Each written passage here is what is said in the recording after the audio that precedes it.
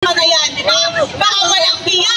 Dapat sa kanila makulong na at tumbal na tayo. Ang 3 billion budget kasasay kong kailangan affordable, kailangan naayos sa kakayahan nila. Marami na naman ang namatay dahil pagpapalaan at pamamahagi ng mga pagpapag ng nakaupo sa gobyerno na hindi dapat pagkakalaan ito kung ginagastos lamang matapang mga infrastruktura ang pera ng taong bayan. Okay naman kung talaga ako bibigyan ako ng trabaho. Eh paano nakapaparating na sa ating mga kabaihan? Ano ba dapat sa kapakanan natin? Umilang sa programa para sa mga mahihirap. Sabi ko rin mga kabaihan na pinigyan ng parasan. Wala talaga dapat ng pinapakinggan sa korte. At wala rin na nanalo. ang mga pagpapasyon ng pagpapasyon katulad ng may mali sa lipunan. Kaya tayo, pagtaas na naman,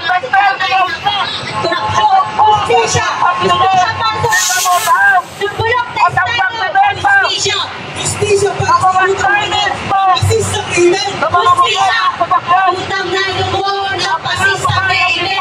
Sigilid! Sigilid! dapat na natin pinitin ang mga magdalito at ipakulong kasama ang mga nasa Senado, nasa Kongreso at sa mga nananaw na yan sa ating kumpamasin. Magkaisa tayo hanggang November 30. Sama-sama natin ipaglaban. Ipakulong ang mga buragon! Ipakulong! Ipakulong ang mga buragon! Ipakulong! Pero diba, sabi doon, sabi sa balita, na yung flood control na binuksan dyan sa may Manila Bay, sabi ng gobyerno na nakakal dyan ba sa mga Mga kababayan, nakakalipot, mga kababayan. Ang banal na Diyos, huwag kang magkakaw. Nakabot, dyan ito. At ako naman po isusuporta na sa may modernong pangkakahan. Kaya maayos at parang matanggang na dalpagapon. Pero ito ang paraan dapat ginagawa at mga pagkarabaw sa pinapagraban ng mga Senado. Balik-balik po yun. Isipin ninyo paano ma-afford ng ating mga kasamang driver at mga operator ang 3 billion budget kasasay kong kailangan affordable, kailangan naayos sa kakayahan nila sapagkat mahirap naman ang sitwasyon ng mga kasama nating driver at mga ordinaryong operator. Papahirapan kung sinulubog sila sa utang. Tapos meron pang mga korupsyon. Isa ko lang mga kababayan sa mga karinig. Tuwing kami po o umaga, kung magdadasal kayo, suportahan natin, ibab natin yung panalangin ni Miss Cara David na sana pabatay na lahat ang mga kurakot. Pabatay! At sabi nga ni General Luna, at kung magsalita ay binubusalan ng bala, hindi mali ang paglaban, may mali kaya lumalaban. Hindi mali ang paglaban, may mali kaya lumalaban. Magandang hapon po.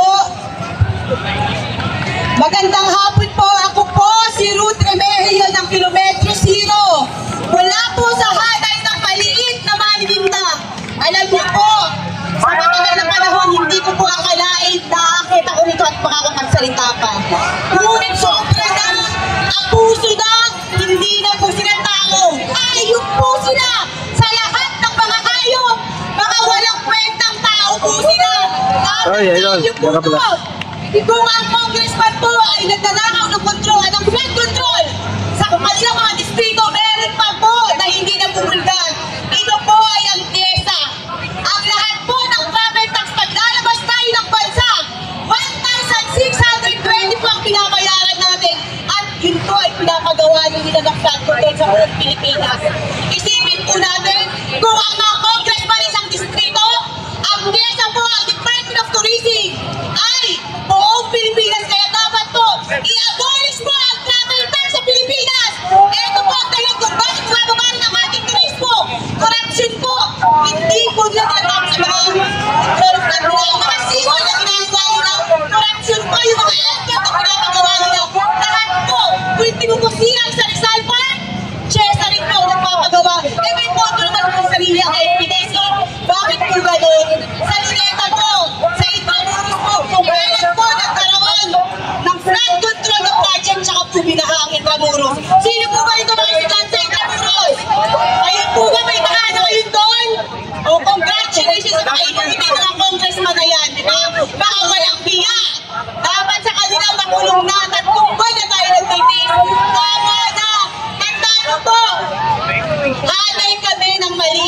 maliligta. Ang tanging pangarap namin ng pag-aaral na po anak namin, magkaroon ng magandang kinabukasan. Tinatanggalan kami ng kabuhayan habang sila ng umuna. Nasa hanay na po ako ng PWD. Ako po ay stage 3 breast cancer. Hanggang ngayon po. At ang mga ignorado po na pinagyaman po doon sa sinabi ng mga team, tinanggalan po ng kabuhayan sa FPDC. Alam niyo po kung dahilan kung bakit kami tinanggalan ng mga PWD? Pinanggalan po namin na magpapagawa sila ng playground ng 200 million. Puntang ina, parang flood control na naman na doon. Hindi tayo magpapahalan. Mga inulit si Secretary Blasco na magpawain. Hanggang hindi niya pinapaliwanag kung ano ang meron sa JESA. Infrastructure po na lahat na lang puro infrastructure. Mga putang ina. So ano pwede? Pasensya na po talaga pero kahit tulong kami ha, maliit na maliit na. Ang pagdalaman namin. Ang problema lang namin sa araw-araw anong kakainin namin eh. Ano ba ang mga anak namin eh. Pero eh, ang sabi nyo, umaasakam sa gobyerno, sa kumpansa, hindi SWD na yan. Nagtali na kayo, ano kinukuha nyo? Hindi lang piso, inuubos ninyo ang pera namin. Kami maliit na maliit na. Ang palinda namin, binibili namin saan? Sa putang inang pure good na yan. Meron kami ba? Value added tax, meron kami. Takina nyo. At ano, apat na alas kami travel tax namin. Putang na lahat na lang tax namin, pinakaw ninyo. Mga kasama, supportahan nyo po sana kami. Nai-abolish po namin ang travel tax. At kung meron man, at kung inutuloy man yan, ibigay po sa edukasyon para sa mga kabataan. Hindi po, maganda ka po ito, ang krimeyo po. Kinumay po sila, maliit na maninda.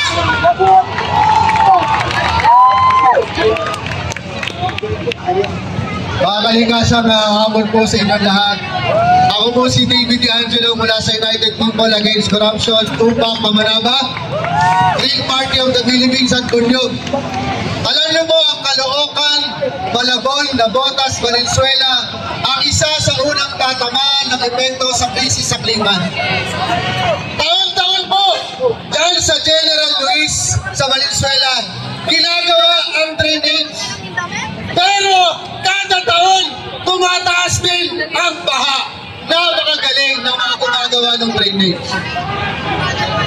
Imbes na mangrove reforestation ang ginawa, reclamation. At nagkataroon pa ng pagkakaroon ng 12 CMO sa North Caloocan. Nauna pang ibatawad yung mga miyembro ng Gabriela kesa yung makulong yung mga putang ilang paglalakaw. Sa Cebu, 142 yung namatay. Sino ang dapat managot? Ang DNR? Ang DPWH? Sabi nga ni General Luna, baka punyata!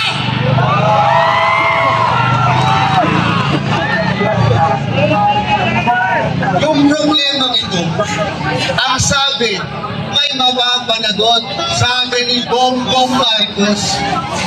Mahigit 3 buwan na, 200 na kabataan ang nakulong. Ang dami lang namatay.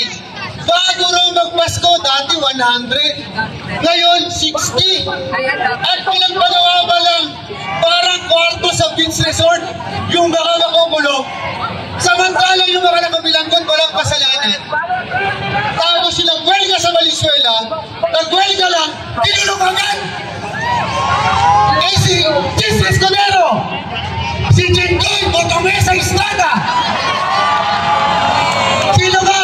Si Joel Villanueva, si Saltico, si Martin Robaldes, at itong si Raulong si Barsaga, patuloy tayong binubudol. Mga kababayan, dapat matakot sila sa atin sapagkat tayo ang may hawak ng kapangyarihan at patuloy natin ipaalala sa kanila na kung walang mapaparusahan, ang taong bayan ang magpapalayas sa inyo sa pwesto. Alam nyo mga kasama, kada gabi nagdadasal ako. Sana kada gabi magdasal tayo. Hindi na humihiling kayo ng kahit ano. Pagkatulog ako, sabi ko, dito balik na sa the Holy Spirit of the Lord. Isa lang ang gusto ko. Yung wish ni Cara David. Na sana, mamatay na lahat ang mga kurakot, mga putay niyo! Nasa atin ang kapangyarihan, patuloy tayong lumaban hanggat hindi na mabago ang sistema ito ng bulok.